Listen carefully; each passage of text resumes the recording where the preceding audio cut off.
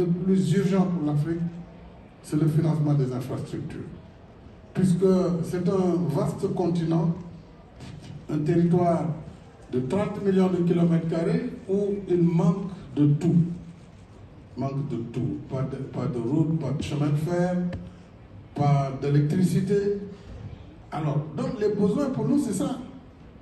C'est pas que le climat. Le climat fait partie de nos engagements. Sur le sommet de Paris, nous nous sommes engagés. Sur l'énergie, nous avons fait des efforts.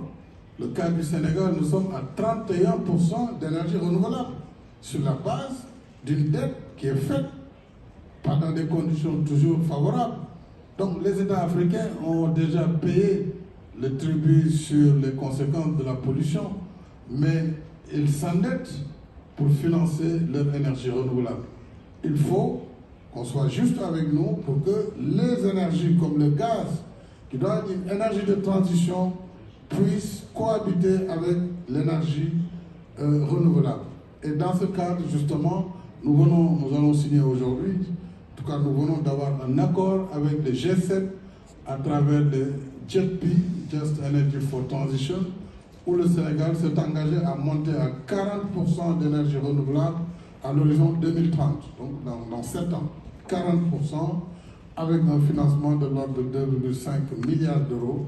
Nous pensons que si cet argent est mobilisé, nous pourrons atteindre et voire dépasser cet objectif.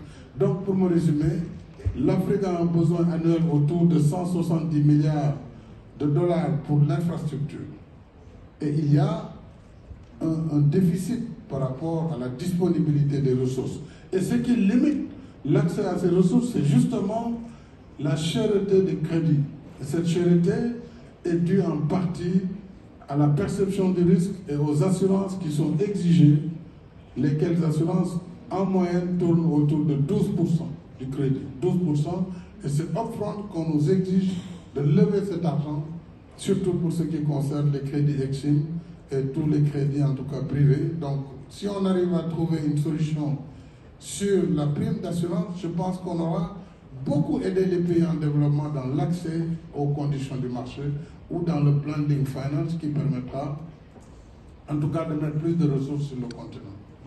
Merci beaucoup, Monsieur le Président. C'est une annonce exclusive aujourd'hui sur ce panel. Merci de votre confiance. Et c'est évidemment un engagement très important pris par le Sénégal et par le G7 et par la communauté internationale dans son ensemble d'appuyer votre développement et le financement de vos infrastructures. Du coup, je vais peut-être changer un tout petit peu l'ordre de notre panel et demander peut-être tout de suite à vous, Monsieur le Ministre,